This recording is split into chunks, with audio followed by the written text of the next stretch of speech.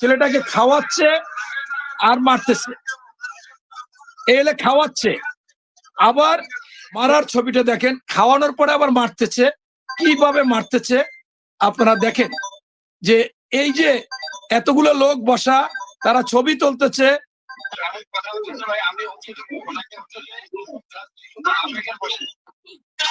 আবেগের বসে, এবং এই যে ছেলেটাকে মারছে সে, এই যে দেখেন সুন্দর করে কথাও মাঝে মাঝে বলছে। আমি যখনই এই দুইটি হত্যাকাণ্ড দেখেছিলাম তখনই আমার ফেসবুক থেকে একটি পোস্ট করেছিলাম গতকালকে রাত্রে।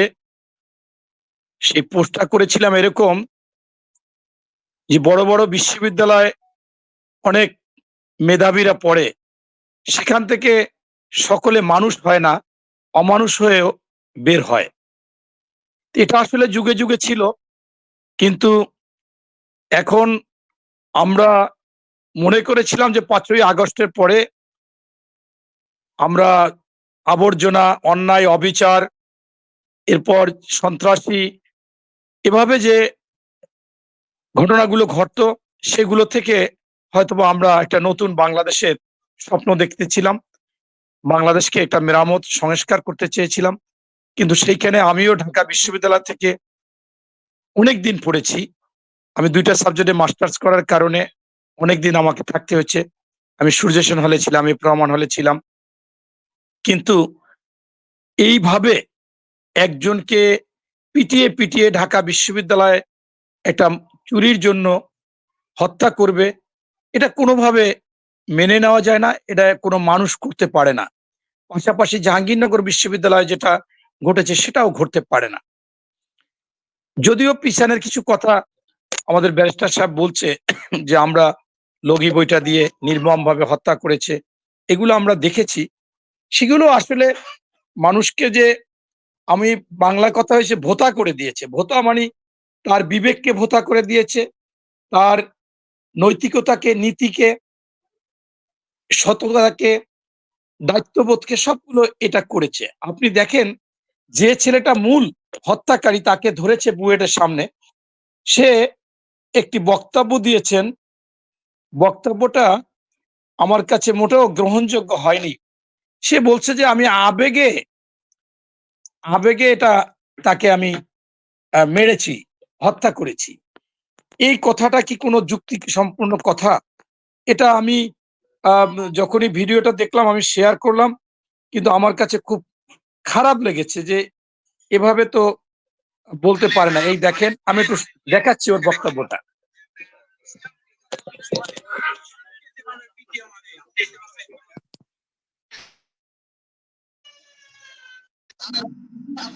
ভিডিওর সাউন্ডটা শোনা যাচ্ছে না। এটা মুনির ভাইয়ের কাছে পাঠিয়ে দিয়েন, আমাদের একটু মুনির পাঠিয়ে দিন। এটা মুনির ভাইকে একটু দেখি। শোনা যায় না? সাউন্ডটা দিয়ে দেন, সাউন্ডটা দিয়ে দিলে আসবে। আচ্ছা, আমি আবার দিচ্ছি।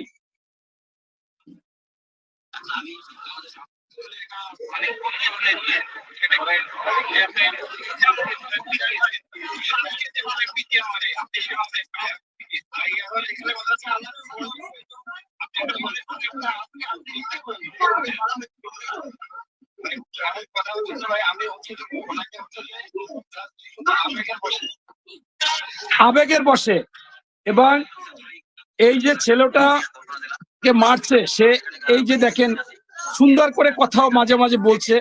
সে যে ভালো শিক্ষিত বোঝা গেছে। একটা জায়গায় যে সে মিলাদ দোয়া পড়ছে দেখেন।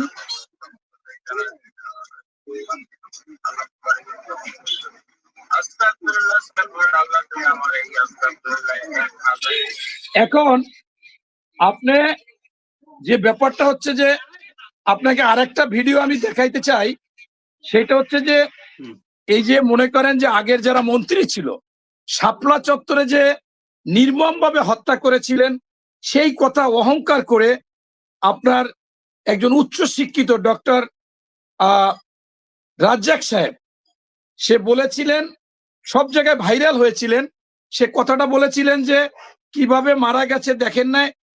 এই কথাগুলোকে, আচ্ছা আমার আসতেছে না কেন যেন নেট সমস্যা, উনি কিন্তু বলেছে, ভাইরাল হয়েছে, উনি বলেছে যে শাপলা চত্বরে কিভাবে শেষ করে দিয়েছে, জোতা রেখে পালিয়েছে, এই কথাগুলো কিন্তু বলাটাই হচ্ছে যে মানুষকে বিভিন্নভাবে উৎসাহিত করা বা বিভিন্নভাবে তাদের সাহসকে বাড়িয়ে দেওয়া যে এরকম অন্যায় করলে কিছু হয় না, সরকারই করতেছে।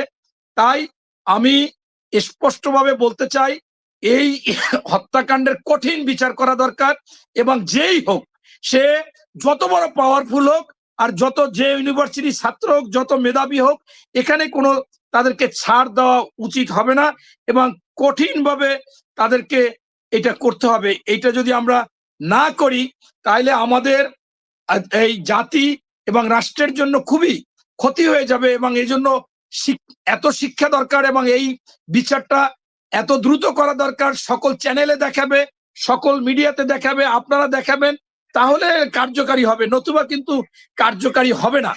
এই জন্য আমার মনে হচ্ছে যে আপনার এইটা করা খুবই বাঞ্ছনীয় এবং উচিত। এইটা যত সময় পর্যন্ত না হবে, এই হত্যাকাণ্ডের বিচার যদি না হয়, মানুষের সাহস আরো বেড়ে যাবে। তাই আমি মনে করি যে এটার খুব গুরুত্বপূর্ণভাবে গুরুত্ব দিয়ে স্বরাষ্ট্র উপদেষ্টা ইতিমধ্যে বলেছেন, আমার মনে হয় আমাদের দ্রুত আদালত আছে, সেখানে এই দুইটা হত্যাকাণ্ডের বিচার দ্রুত করা উচিত, এবং কোনোভাবে এইটা কোনো ঢিলে দেওয়া বা সময় ক্ষেপণ করা, এইটা করা যাবে না।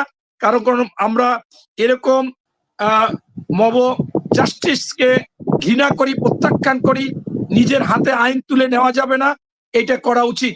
এবং আপনি আরেকটা বিষয় বলেছিলেন, সেটা কি এখন বলবো না পরে? না, ওইটা আমরা দ্বিতীয় পর্যায়ে সেই বিষয়টা নিয়ে কথা বলবো। জি, এবং আপনারা দেখেছেন তার ফুফাতো বোন, তিনি যে ব্যাখ্যা দিয়েছে, প্রত্যেকটা লোক কাঁদবে, তাকে তার বাবাকে টাকার জন্য বলা হয়েছিল, তারপর সেখান থেকে ফুফাতো বোন যোগাযোগ করেছে, তাদের টাকা আনতে বলা হয়েছে, এবং মেরে আবার খাওয়াচ্ছে। এটা তো মনে করেন আসলে কি, এটা কি এটা মস্করা? এবং ওই ছেলে বলতেছে যে আমি আবেগে কেউ মারে, এটা কি আদৌ কোনো সময় সম্ভব? এবং আপনি দেখেন যে ছেলেটাকে খাওয়াচ্ছে আর মারতেছে, এলে খাওয়াচ্ছে আবার সে মারতেছে, সেই মারার ইয়ে দিচ্ছে। এবং আমি আরো আপনার খুব ঘৃণা করে প্রত্যাখ্যান করি, যারা এই ভিডিওগুলো করেছে তারা ওখানেই ছিল, কেন তারা এটাকে গুরুত্ব দিল না? এটা তো গুরুত্ব দেওয়া উচিত ছিল, গুরুত্বটা দিলে এরকম অবস্থাটা হতো না, সেইটা তো তারা দেয়নি। এটা খুবই আমার মনে হচ্ছে যে তারাও অমানবিক কাজ করেছেন। এবং এই দেখেন আপনার এই যে মারার ছবিটা দেখেন, খাওয়ানোর পরে আবার মারতেছে, কিভাবে মারতেছে আপনারা দেখেন, যে এই যে এতগুলো লোক বসা, তারা ছবি তুলতেছে আবার খাওয়াচ্ছে, এইটা তো মনে করেন এটাও একটা বর্বরতা। এবং তারা যারা পাশে ছিল, এমন কি একজন বিবেকবান মানুষ ছিল না?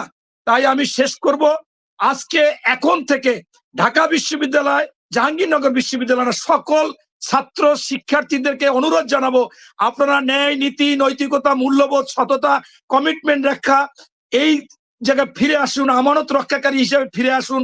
আপনার যদি কেউ অন্যায় করে, তাকে আইনের হাতে তুলে দিন, আপনি আইন হাতে তুলে নিতে পারেন না, এবং এইটা কোনোভাবে করা যাবে না। এখান থেকেই আমাদের ফিরে আসতে হবে, ঘুরে আসতে হবে, আমাদের সেই কাজগুলো করতে হবে। ধন্যবাদ।